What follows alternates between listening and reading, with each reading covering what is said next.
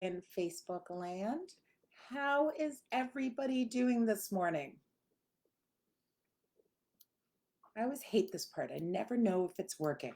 So if you hear me and see me, um, give me some likes or some comments and let me know you're seeing me. So, how is everybody doing this morning? Thank you so much for joining me on our Facebook Live. As always, please feel free to ask questions in the comments and I will answer throughout the live. I would love to know you're with me. So leave a comment telling me something about your dog. What's cute about your dog? What's funny about your dog?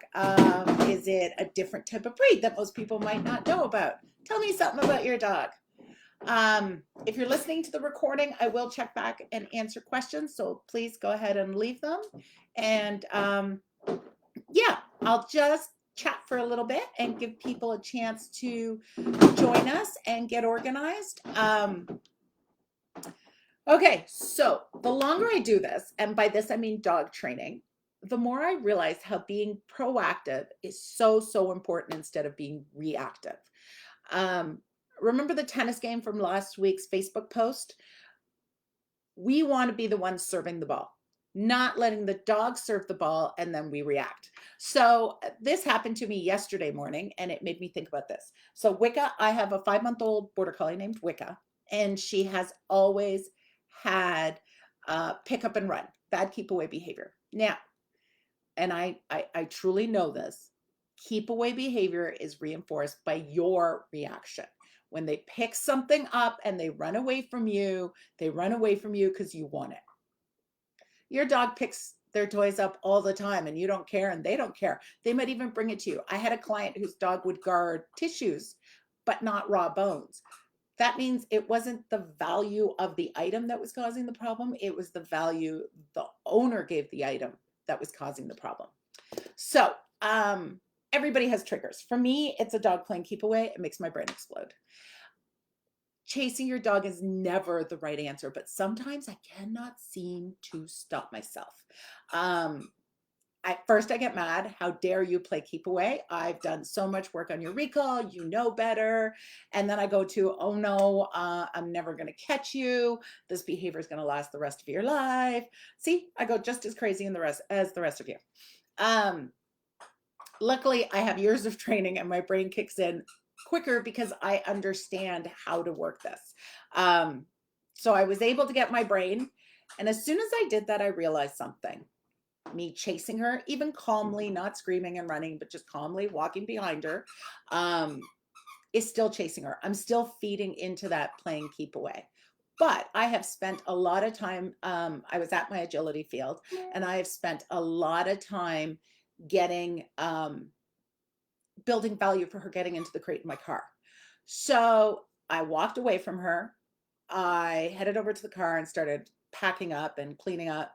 And you know what? It took maybe a minute. She walked right over and she was like, hey, how are you? I told her, get in your box. She jumped in. I was able to reward her and we moved on. So it really reminded me how not being reactive and being proactive, having a plan in place. Now, my proaction was I had trained going in the crate every single time we're at the agility field because that's an important behavior for me. It's the beginning and end of all things I do with my dog at the agility field.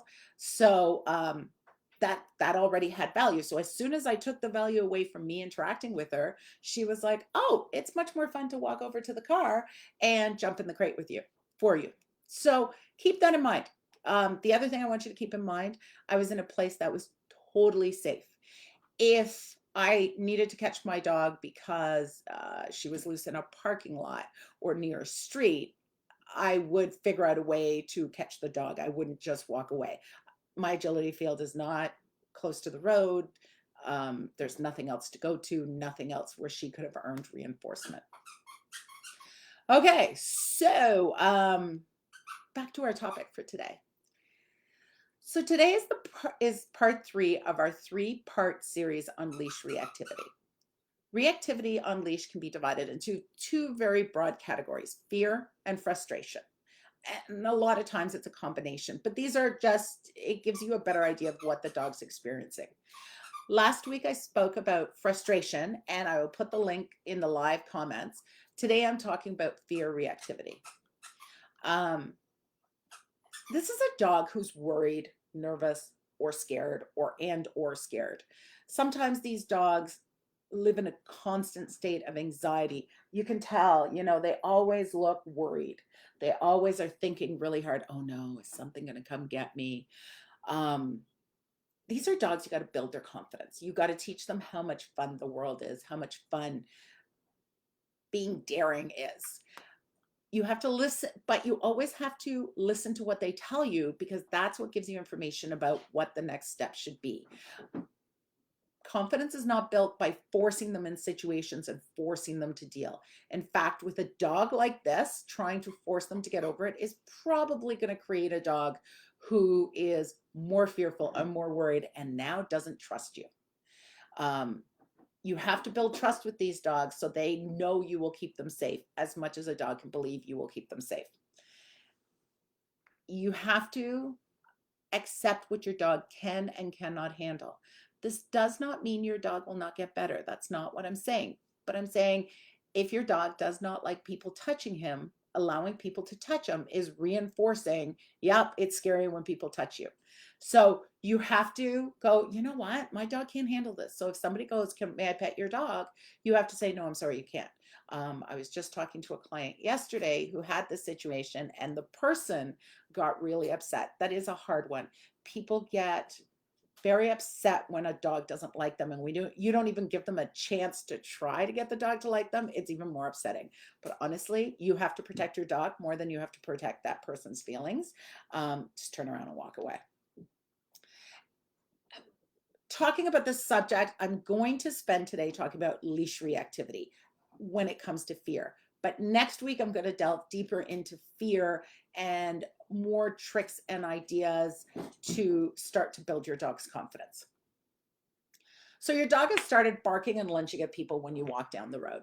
You're never sure who is going to get a reaction. Your dog might walk by 5 people and react to one. That's always what clients tell me. I never know when they're going to react. But here's the thing. Your dog is probably already really anxious. And now you're anxious and you start avoiding people because you never know. It's that roll of the dice, right? You never know when they're going to react. And when people get anxious, we usually start to tighten up on the leash. As soon as you tighten up in the leash, it's like you force your dog's brain out of their body. Right away, the dog starts to pull forward, brain falls out, they react. So tightening up on the leash is going to make them much more likely to react, whether fear or frustration. So unfortunately, now you are also part of the problem. You remaining calm and not tightening up on the leash is going to be a big part of helping your dog understand how you want him to react when he walks by people. You know your dog is worried, and probably with a dog like this, they are worried about everybody. They're just more worried about some, and I'll talk about that in a moment.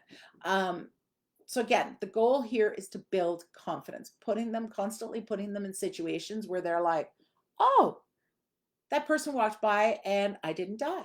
Okay, that was okay. And then the next person walks by, and then the next person, and they're like, that was okay. That was okay.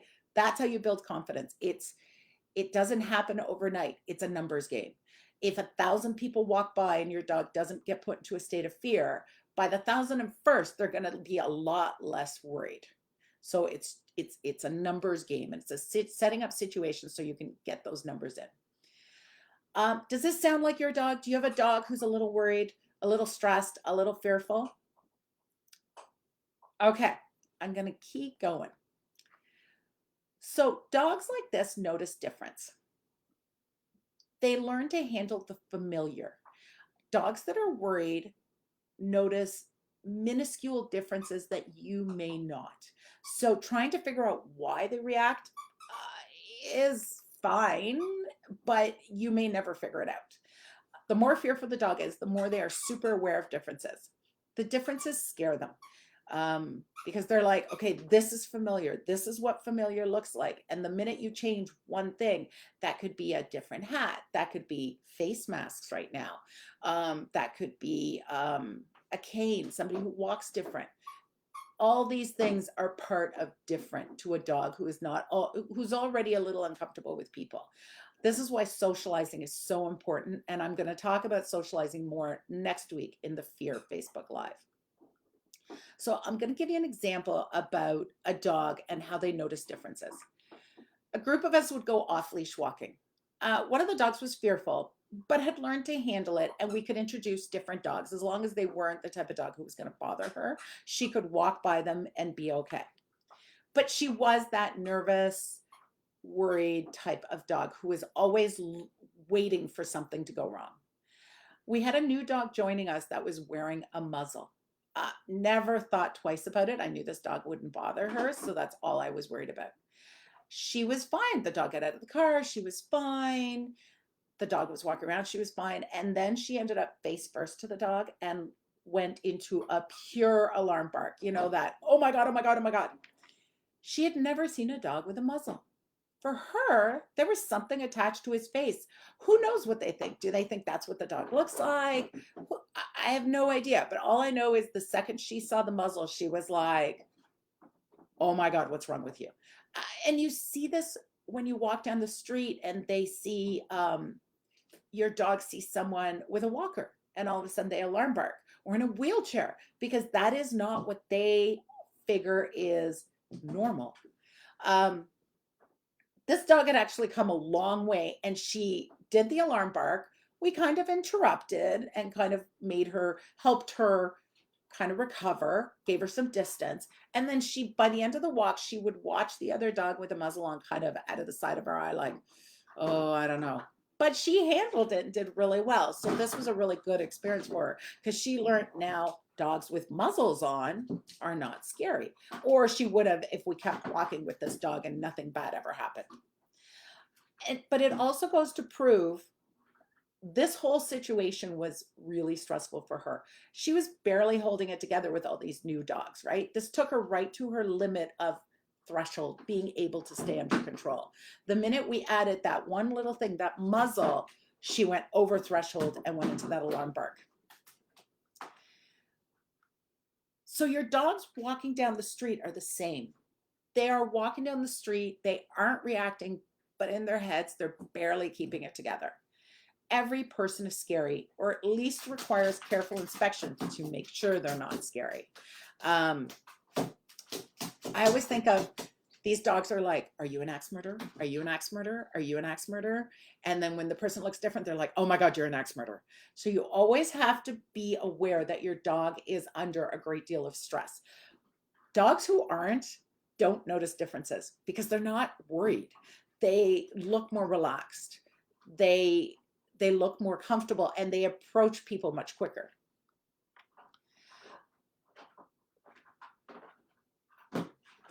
So I have two border collies. My older border collie, Iggy, loves everybody and has loved everybody since the day he came home. He went through a funny fear period when he was 7 months old and did alarm barking at people for one weekend, and that was it. Other than that, everybody's his friend.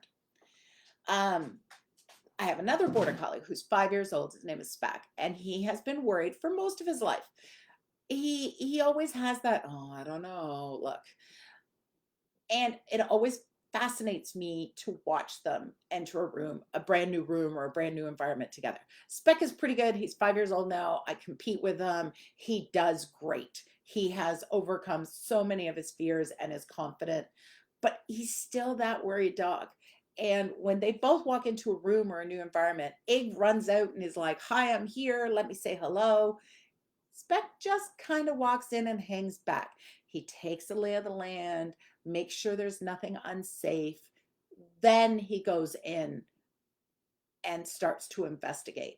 So it's good to know what kind of dog you have. With Ig, I am more likely to get lunging and barking because he's like, I want to go visiting. With Speck, if I get lunging and barking, he's like, I'm terrified and I need to remove him out of the situation. With a dog like Egg, I'll remove him if he's too excited, too stimulated. But really, if he can control himself once I touch his collar, then there's no need to take him out of the situation. Where with Speck, I'm much more likely to back him up and give him some room because I do know he's fearful and he's telling me I'm panicking. I need to get out. So now you have a better understanding what is happening. Now I want to talk about how you're going to stop it. Last week, we worked on the collar exercise, the get it game, to get your dog comfortable with having his collar held and comfortable with looking at stuff that excites them while having their collar held. Now, with a fear dog, they don't want to get to the thing, but their panic bark is still stimulation. It's still excitement. So you could, if they panic bark, you can give them a little room, but then you're going to give them the opportunity to look at the thing again and see if they can go, okay, I know this is okay, and stay calm. Start like last week, start with setting yourself up in a location where we're working with people in this one, where people are going to walk by.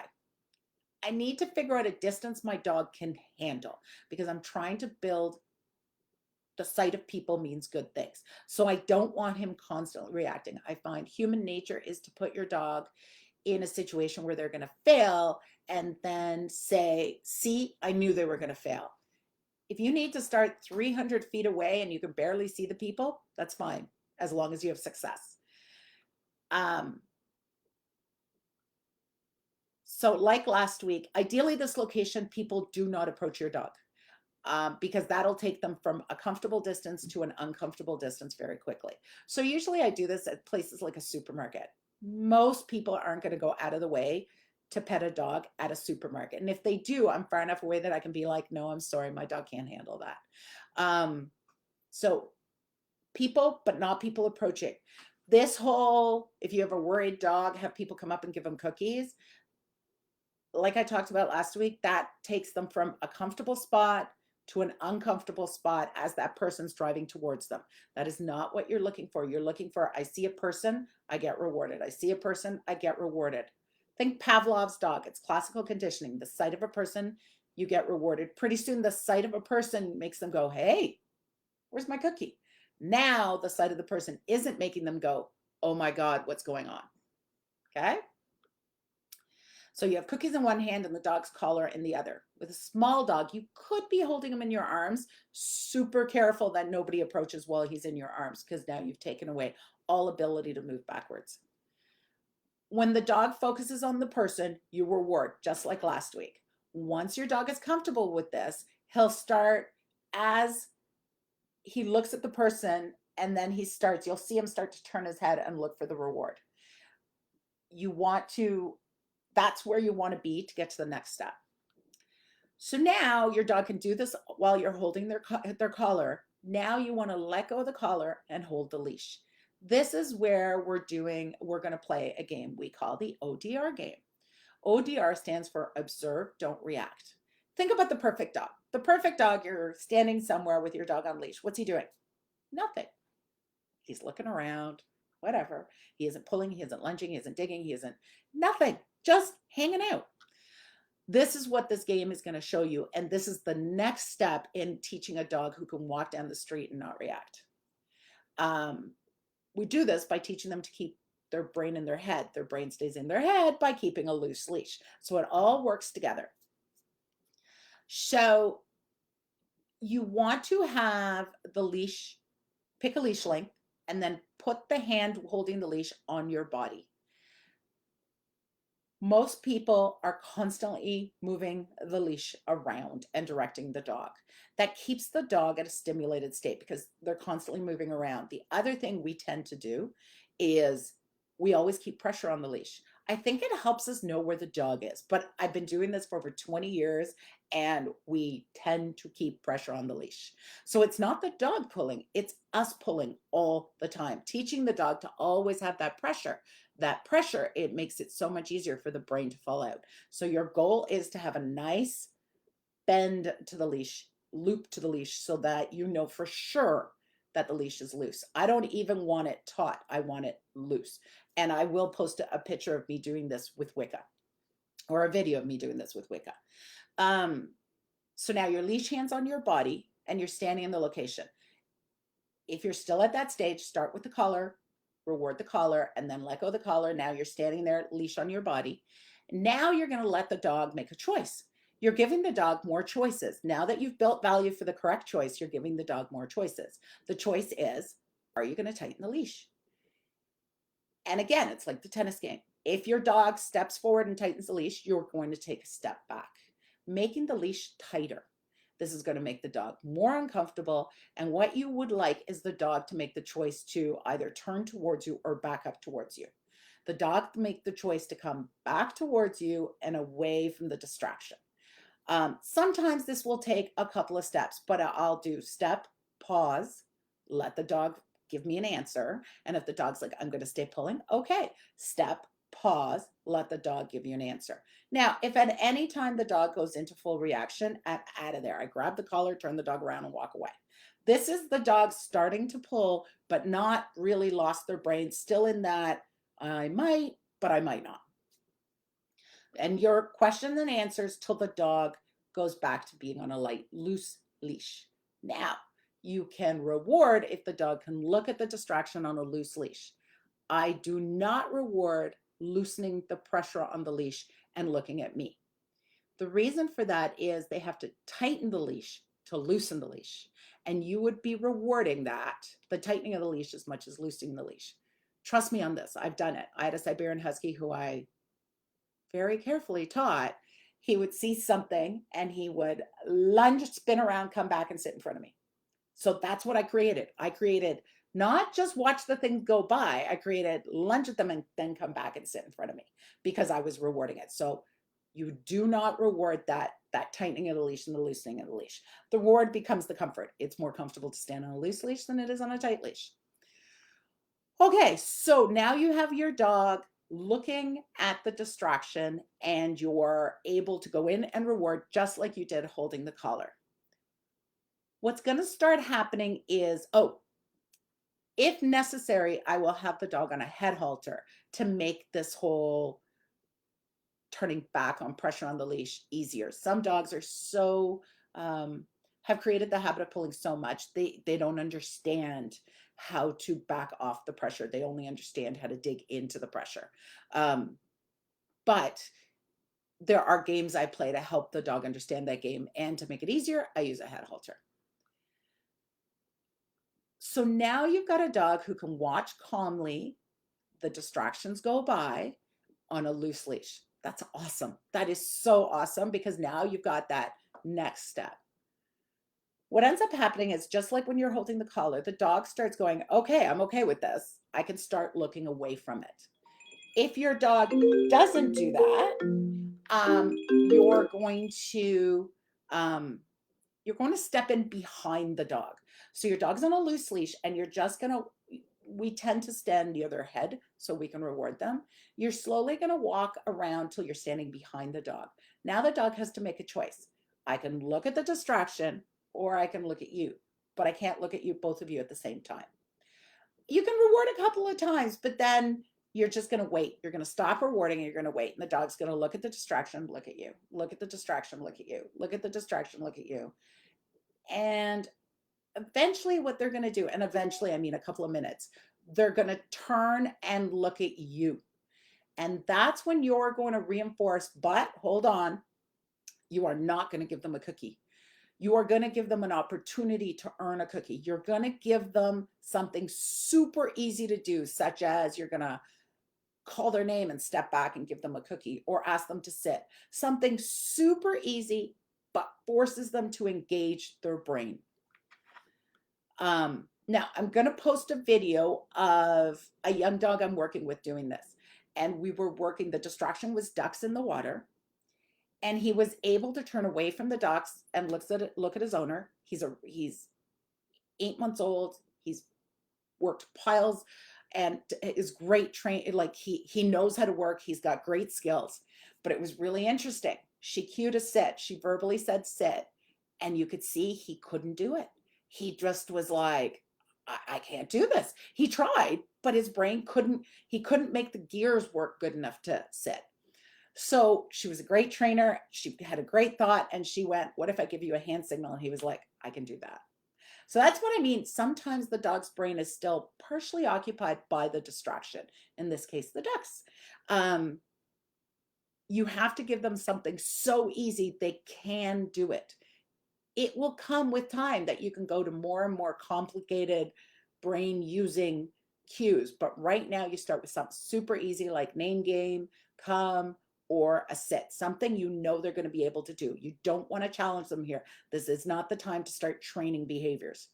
Um, so now you've got a dog who not only can calmly look at the distraction, now you've got a dog that can look away from the distraction and work with you. After I ask for a sit, I reward, then I release. I say, okay, or break, whatever your release is. And I give them the opportunity to look at the distraction again. And at first they might need to. Some dogs, especially if it's fear, some dogs are going to have to be like, I need to check that out, make sure it's not dangerous. But then they're going to come back to you and ask to work again, and you're going to work again. I'll say this again. I never, ever reward the dog for just looking at me. I find that creates a super excited dog that starts to give you a bunch of um, food begging behaviors, such as barking at you, jumping at you, pawing at you. So you never, ever reward the dog for just looking at you. You always ask for something. So this is the next step of the training. Now you've got a dog who can work near the distraction. It doesn't matter the distance, because once you've got your foot in the door, you can start working that distance getting shorter. You just can work at the distraction. Now, the great thing is the more you do this, the more the dog learns to ignore distractions and to work with you. They might go, oh, and then they're like, oh yeah, not available, because on leash, nothing's available, but this will eventually transfer to off leash. And this works towards, I can heal my dog, I can stays, tricks like spins or sit pretty. You just keep asking for more and more work.